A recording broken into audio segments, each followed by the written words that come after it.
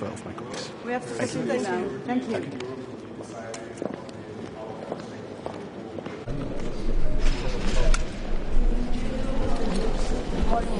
Morning, everyone.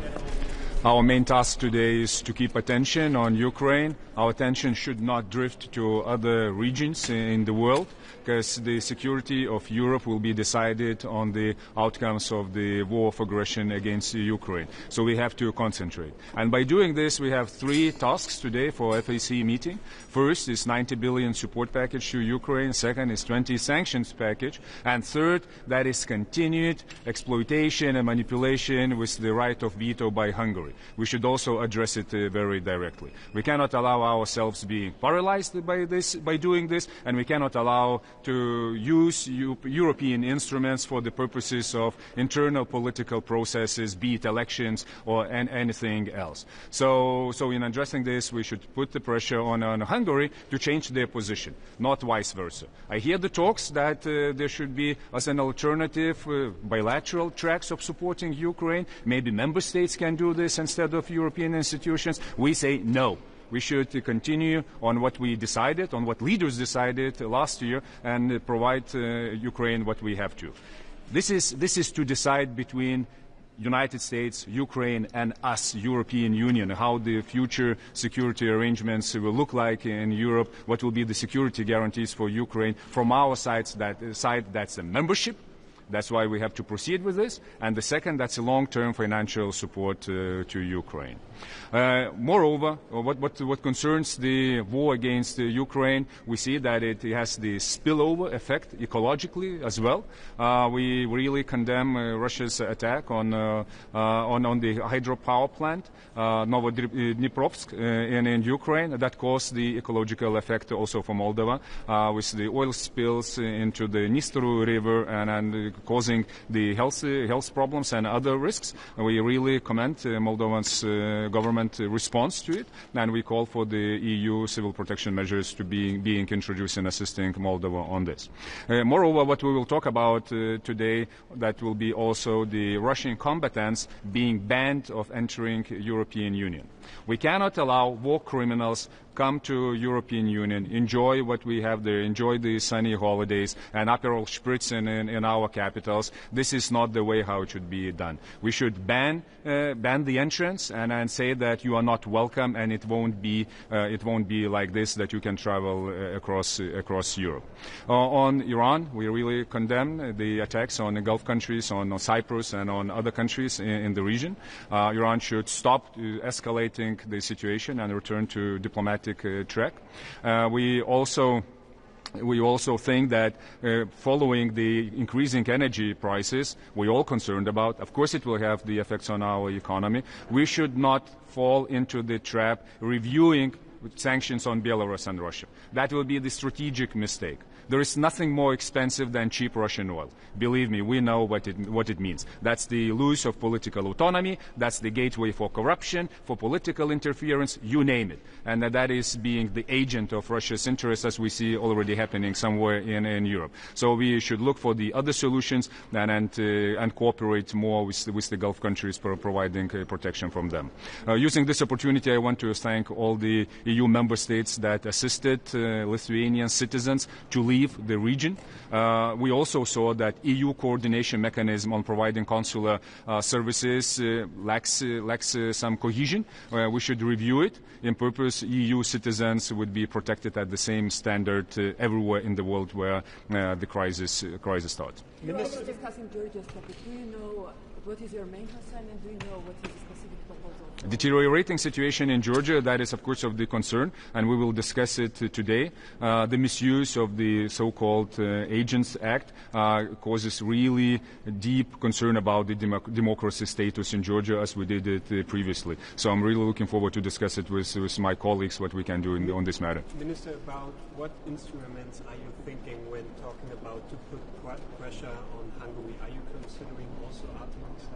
Oh, we talked about it previously, and it's not this exact format, but we have to be very open about it, because what we and then also in today's discussion, what we see that is the behavior that contradicts the principle of sincere cooperation, of solidarity, and of shared security interests. Because what I see, in the decisions and proposals and in blocking some initiatives, starting from peace facilities, starting from support to open the negotiations with Ukraine, many things. I see that it goes against the fundamental interest of European Union. Then the main question is whether we are in the same boat, whether we are really connected in the spirit of 42.7 article. And that is the fundamental question. And I really expect that internal political affairs in Hungary won't affect what is our main security interest, what is on our skin. It cannot be like this. Minister, it seems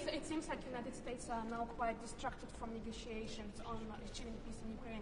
Do you think should Europe step up with its own kind of track of negotiations with Russia, as Prime Minister Bardeveer, for instance, proposed? Once again, if we want to get engaged with Russia in different talks, and especially in the tough ones, what concerns stopping this war, we have to approach it from the position of strength, not a position from loser.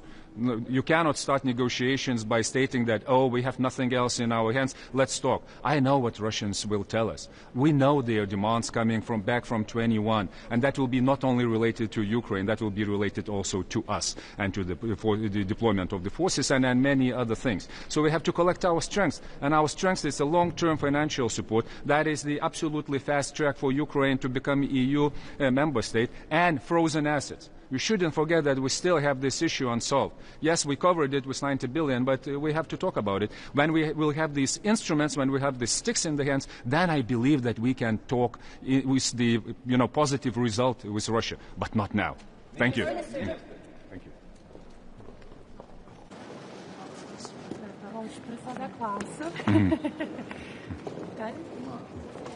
Tai pirmiausia, ministrė, artimieji rytai ir girdėjome Donaldą Trumpą tikintis, kad NATO šalys narės padės užtikrinti Hormūzo sąsiaurio atidarimą, nors jo retorika ne tiek prašymas, kiek labiau tokie pareiškimai, kad tai pakenktų NATO, ar turėtų NATO šalys čia padėti? NATO šalis turėtų svarstyti, kai arba jei toksai prašymas būtų gautas iš Jungtinių Amerikos valstijų, tai nėra vien tik tai vėliavos pakelimas, gerai kažką darom ar nedarom. Reikia matyti ir visą operacinę aplinką ir pajėgumus, kokiais mes galėtume prie to prisidėti. Mes atmesti, be jokios abejonės, tokios minties diskutuoti tikrai negalime.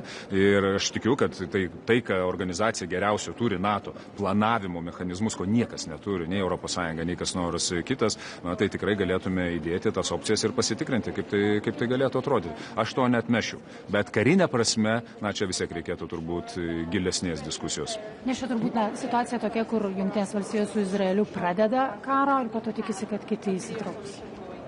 Mes turėjome ne vieną situaciją, kuri eskalavosi iki tokio lygio, kai reikėjo ir sąjungininkų jau įsitraukimo, ir, kaip ir tarptautinių organizacijų įsitraukimo. Dabar matėme paramą dvišalių pagrindų teikimo Jungtinėm Amerikos valstijom. Jeigu norės tarptautinės organizacijos paramos, žinoma, kad mes svarstysime. Jungtinės Amerikos valstijos yra pagrindinė NATO valstybė, kurios pajėgumais remiasi labai daug kas.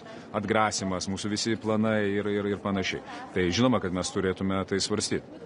Žiūrint ne NATO, ES kontekste, kas šiandien apie artimuosius rytus, kokių tų sprendimų ieškoma, kokio kryptim? Tai kalbėsime, kokie mūsų tolimesni veiksmai. Vienas iš jų tai yra sankcijos Iranui ir Irano šešėliniam laivynui. Mes suprantame, kad jisai yra ir matome, kad jisai vis dar operuoja pasaulio vandenyse. Taip pat papildomi mechanizmai, kurie leistų išvengti sankcijų apeidinėjimų. Tai apie ką mes turime šnekėti, tai yra visiškas solidarumas su įlankos valstybėmis, kurios yra atakuojamos šiuo metu, kur Lietuvos Respublikos piliečių vis dar yra pasilikusių, kurie nenori išvykti. Taip pat kalbėsime apie konsulinius mechanizmus, kaip mes padedam savo piliečiams esantiems krizinėse regionuose, konflikto zonose. Apie tai kalbėjau netiesioginio susijungimo būdu, nuotolinio susijungimo būdu, kai vyko ekstra užsienio reikalų tarybos posėdis. Dabar aš vėl apie tai kalbėsiu. Tada žadėjom koordinuotis ir mes tikrai iki galo gerai koordinavomės. Mano atsakymas ne, tas netenkina, vyko varžybos. Ir taip pat kokios mūsų diplomatinės priemonės spausti Iraną nustoti eskaluoti visą situaciją ir išnaudoti diplomatijos takelį. Artimieji rytai akivaizdu užgožia karą Ukrainoje, bent pastaruoju metu. Kaip kaip nepamesti to dėmesio, kaip sugrąžinti tą dėmesį? Na, tai kas užsienio reikalų taryboje svarstoma, tai pirmų klausimų yra Ukraina ir mes neleisime to klausimo nustumti tol, kol jisai nebus ilgam ir taikiai išspręstas, niekur kitur. Suprantame, kad dėmesys yra dėl to, ką tiesiogiai patiria valstybės per ekonomiką, per bendrą nestabilumą ir artimiesiam rytam, dėl augančių kūro kainų, dėl nežinomybės, kaip ilgai visą tai tęsis. Tas yra natūralu. Tačiau dar ką irgi šiandien tikrai sakysiu savo kolegoms, kad mes neturėtume daryti strateginės klaidos ir peržiūrėti sankcijų Rusijai ar Baltarusijai. Tokiu būdu siekti trumpalaikių periodų susimažinti naftos kainą, nes tai būtų didžiulė strateginė klaida vidutiniu ilguoju laikotarpiu. Mes turime tęsti tai, ką mes darome dėl Ukrainos. Šia turbūt ir būtų atsakymas. Visos priemonės, kurias norėtume taikyti artimiesiems rytams, turėtume prasukti pro Ukrainos filtrą. Ar tai mums padeda ar nepadeda? Kalbant apie tą spaudimą, ar jūs turite vilties, kad tiek 20 sankcijų paketas, tiek 90 milijardų paskola kažkaip galėtų įveikti tą veto Vengrijos, kol nesibaigs rinkimai Vengrijoje? Yra ir kitokių sprendimų, ir apie tai mes irgi šnekamės, tiek teisiškai, tiek politiškai kitokių. Europos komisija gali pritaikyti ir kvalifikuotos daugumos procedūrą, tuo pagrindu, kad jau buvo lyderių sprendimas, kitas pagrindas yra svarstyti kaip ekstra reikalaujantį sprendimą, kai irgi komisija gali greitai reaguoti. Tai apie tai irgi išnekėsime. Taip, lūkestis yra, kad pagaliau pasibaigs rinkimai ir čia ne apie rezultatą eina kalba, o tiesiog, kad pagaliau jie pasibaigs ir tada galės nuimti Ukrainos klausimą, kurį pasidarė pagrindinė politinė vėliava Vengrija, bet aš čia didelių lūkesčių, prisipažinsiu, neturiu. Bet vakar girdėjome ir Belgijos premjero kalbas, kad galbūt Europa turėtų pradėti diskusiją su Rusija, dėrybas su Rusija ir tuo pačiu, kaip tam tikrą prasme, dylą pasiūlyti dėl pigesnės energijos pirkimo. Jūsų užsienio reikalų ministras skeptiškesnis, kaip jūs tai žiūrite? Čia ne dylas. Tai yra tai, ko mums reikia. Neapsigaudinėkim savęs. Jeigu mums reikia pigesnės naftos ir įsivaizduojam, kad mes galime kažką tai dar išgauti iš Rusijos, dar tai, kad jie padarytų nuolaidas Ukrainoje, tai yra tiesiog arba strateginė kvailystė, arba trumparegystė. Aš kitaip to įvardinti negaliu. Nieko nėra brangiau, negu kad pigi rusiška nafta. Ir mes jau tai savo istorijoje matėme.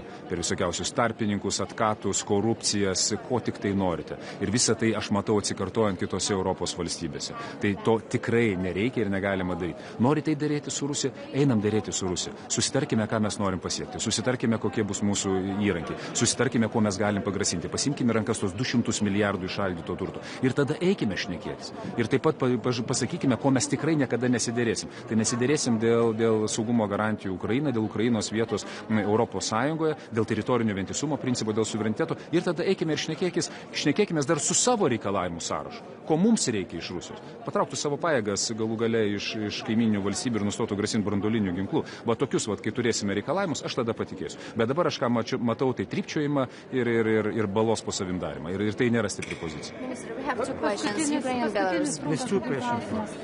Vidaus šiek tiek politika pastebi ir koalicijos partneriai išaugusi premjerės vaidmenį užsienio politikoje, kiek jūs tarpusavyje dalinantis tą užsienio politiką, kiek čia premjerės iniciatyva? O aš tą ir sakiau, ir kartoju, ir tikrai ir užsienio reikalų ministerija tam reikalui mobilizuoju, tam, kad premjerė būtų ne tik tai, kad aktyvi užsienio politikoje, bet kad ir turėtų stiprų Lietuvos pozicijų paketą, stiprius argumentus ir galėtume drauge kaip komanda Lietuva stipriai atstovauti mūsų interesą. Aš čia jokio nematau nei čia konkurencijos elemento, nei išsiskiriančių pozicijų. Viskas yra sukoordinuota ir puikiai veikia. Tai kiekvieną kartą, kai yra tik tai noras įsitraukti, sudalyvauti, išnaudoti kažkurią tai terpę, kokia jinai bebūtų, ar per partinę liniją, ar per vyriausybę bendradarbiavimo liniją, ar dar kokius nors, aš esu tik tai už tai. Tai reikia daryti. Ir man atrodo, tos Lietuvoje tos dirbtinai keliamos tokios įtampėlės, neva, kad čia yra nesutarimai, neprideda bendram, sakykime, tokiam